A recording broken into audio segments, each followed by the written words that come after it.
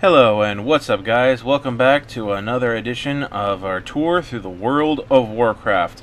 Last time we traveled through the lands of Northrend and saw what we had, what the Lich King offered us, and now we're going to be going through a new expansion, the Cataclysm. And the reason why we're here in the Stormwind Harbor is because from here you'll be heading off to your first zone.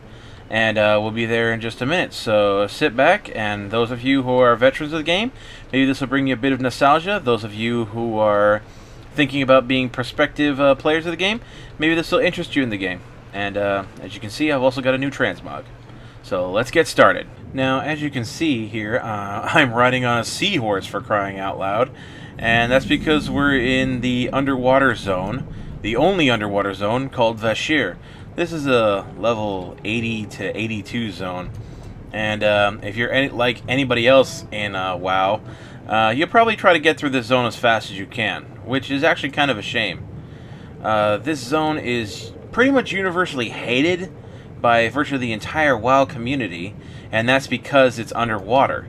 It's not that people like hate the water or anything like that, it's just that Blizzard really didn't think about the underwater fighting mechanics, and they're very clunky, and it makes your character really hard to control, which is a really damn shame in my opinion, because this is a very beautiful zone.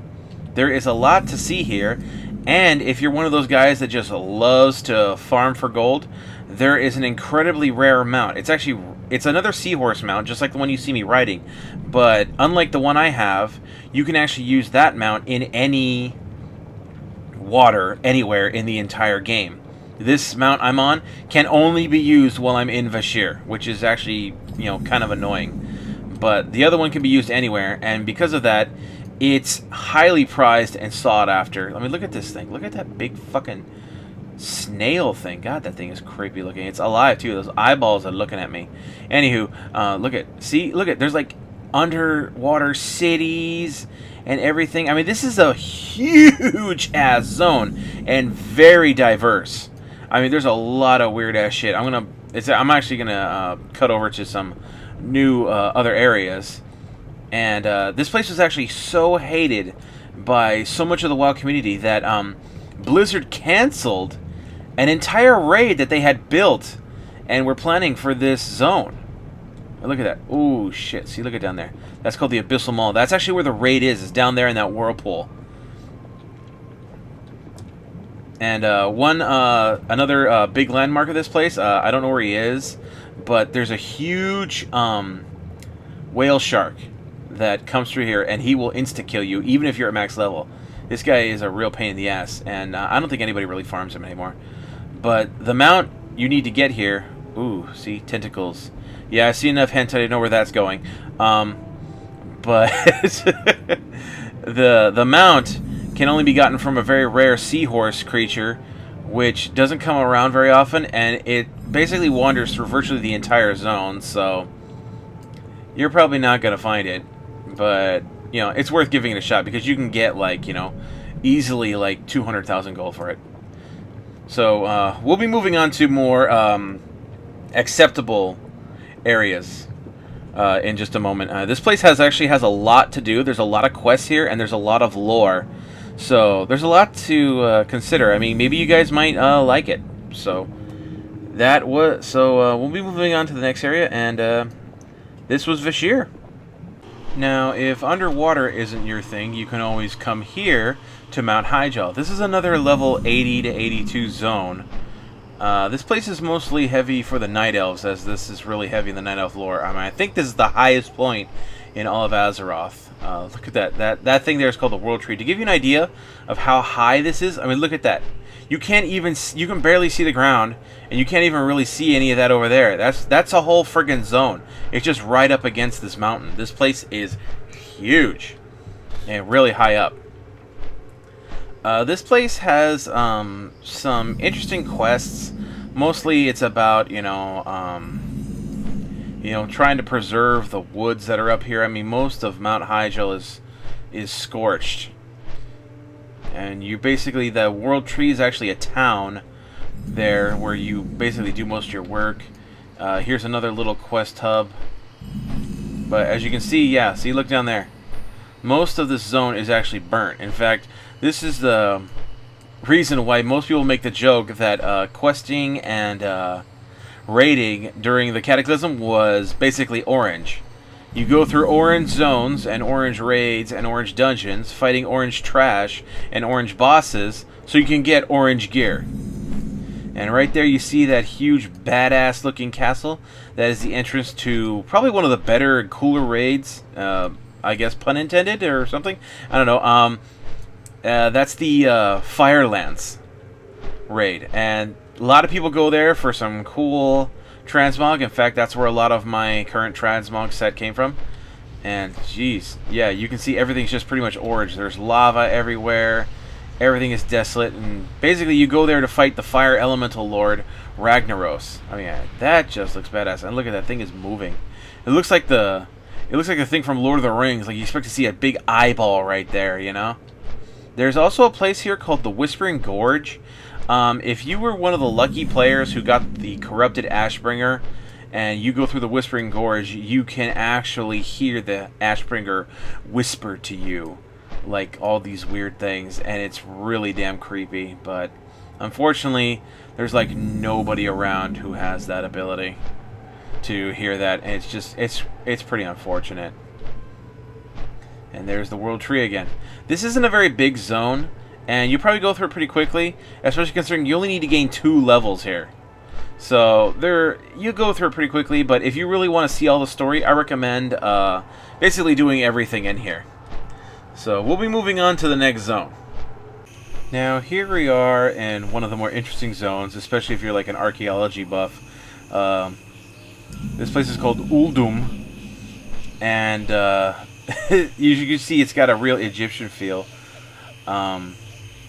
That statue right there, that's not a representation. That's the actual beings that live here. They're called the Tolvir. And this place is like all Egyptian-y. And there's a lot of really interesting lore here, and there's a lot of cool stuff to do. Basically, your job is to stop them from activating some super weapon. I think that building is the super weapon. I'm not sure. But it will basically kill all life on the planet. And that's why everything around here is desert, because the super weapon was activated at low power one time and basically killed everything here. And there's some interesting stuff here, and sometimes me and my friends make little jokes that they're kind of racist in some of the things that happen here. You guys have to check it out for yourself. But these ruins go way underground, and even some of them aren't dungeons, but there's a lot to explore right underneath the ground. I mean, it's just so cool how much stuff is buried here. I mean, once again, this zone is one of my greatest regrets, and that's because I never got around to doing all the quests here and seeing all the story. So that kind of makes me kick myself. But I mean, there's a lot to see here. I mean, let's see, we're coming up with some ruins now. I mean, you can see there's a lot of desert. This is also where there's a couple of raids. You see those puffs of cloud up there? There's actually some raid and I think a couple of dungeons located up in the clouds all the way over there. You can see the building kind of like in the distance. That's where you actually enter the realm of air to fight the air elemental Alakir. I don't even know if I'm pronouncing that right, but who gives a shit? I mean, look at this. This is just so cool. You can go down there and explore some of the tunnels and structures underneath. I mean, this is just awesome. Oh, something disappeared there. There was something there. This zone also is right next to another kind of Egyptian theme zone. You can see it just over the cliffs there, and that's the city of Ankiraj. That's a vanilla raid from way back in the day. In case you guys are wondering why I didn't take you through a tour through the vanilla stuff like I did all the other ones, it's because there is just too friggin' much. Even if I spent like a minute on each vanilla zone, I mean, it would have lasted like well over an hour. See right there, that's the raid, the temples in the sky, and that looks pretty cool. I mean, I think that Cataclysm did give us some of the cooler looking zones. If you're wondering about these zones, is that these zones are actually all over the freaking world. You don't get a new continent or a new world like you did when you did the Burning Crusade. No, these are just zones that were previously like sealed off during all the way up until Cataclysm, and now they're just open. They're open to the public, and they flesh them out. Because originally there was nothing here during Vanilla, all the way up until Cataclysm. There was like nothing here. These were all like unfinished areas, and you couldn't get access to them. Okay, so that was Uldum, and we basically just have one more zone to go to, and then I'll show you guys something really interesting, a raiding hub, and you guys will get to see that, and we'll explain that in a minute. Okay, we saved the best zone for last. This is the Twilight Highlands. I mean, you basically start off right in the middle of a big battle against the Horde. As you see, we got an Alliance base right across, right across from a Horde base, so you know that's just asking for trouble. And you can see they've already been fighting. And if you haven't guessed by now, I am a big fan of the old gods and all things old gods. I just think that part of the lore is just so cool. And this place is friggin' saturated with it. I mean, there is so much. You see those cracks in the ground? I mean, that's all being caused by, you know, the void energies of the old gods coming up and stuff like that. There's a lot of weird crap in this zone. You actually get to encounter the some of the Wildhammer clans of dwarves. They're pretty hilarious. Let's see. Like, it's very mountainous, forest. There's just so much to do. There's a really huge raid here called, God, what was it called? I don't know. There's a raid here, Twilight Citadel, I believe, where it's a huge tower where you have to kill, some guy called Cho'Gall. He's a two-headed ogre, and look at that thing. Oh god. Oh damn. See, and believe it or not, that thing is something you can actually go down into. You can actually fly down and go into that nasty ass thing. Dude, that's just freaky. Now that is a Gilgamesh vagina. For those of you who don't know what that is, look it up. It's pretty hilarious. That is just, oh my god, man. You can see, like, they're fighting, like, minions of the old gods all over the place. And one, like, probably the best thing about this zone is this zone is where you start your, the rogue exclusive legendary quest. It's a really cool legendary quest where you help out a young black dragon named Wrathion.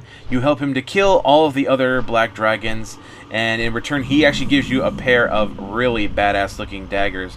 This is where you technically start the quest, is here where the red dragonflight are.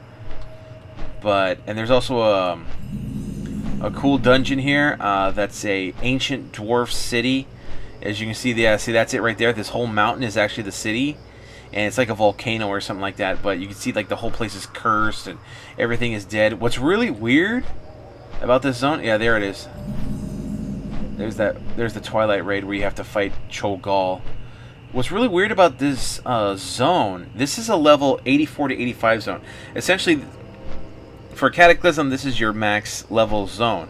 But it's right next door. I mean, literally right next door. I mean, you just go right through over here, and there is an entrance somewhere around here to, like, a level, like, 25 zone. That is literally, like, right next door.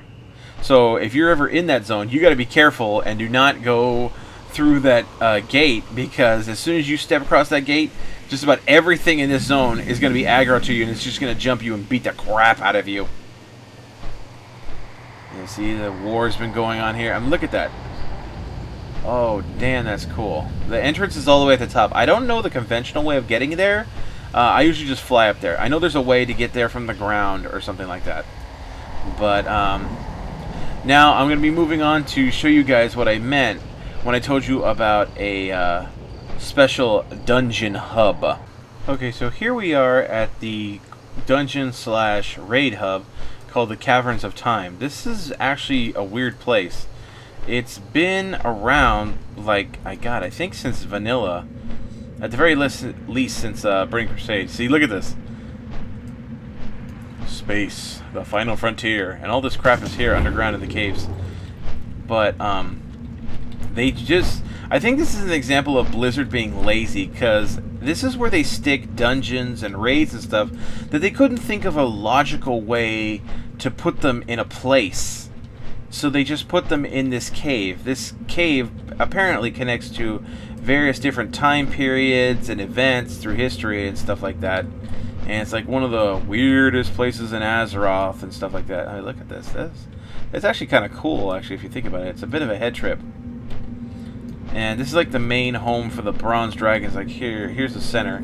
Yeah, of course it's got to have an hourglass. And as you can see, each of these things connects to different dungeons and raids, and most of them take place during different time periods of Azeroth's history, which makes sense, you know, considering that this is supposed to be the Caverns of Time, you know? I mean, we're supposed to be...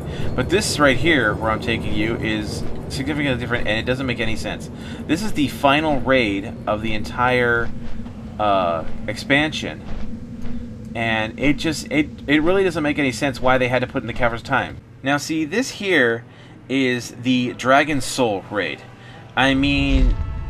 Yeah, in case you're wondering, yeah, we're here back in Northrend, and this is something that is occurring right now. You see, there's Deathwing over there. He's the main antagonist of this expansion, and this is the final battle where he's attacking Wyrmrest Temple, which you all saw back during your tour through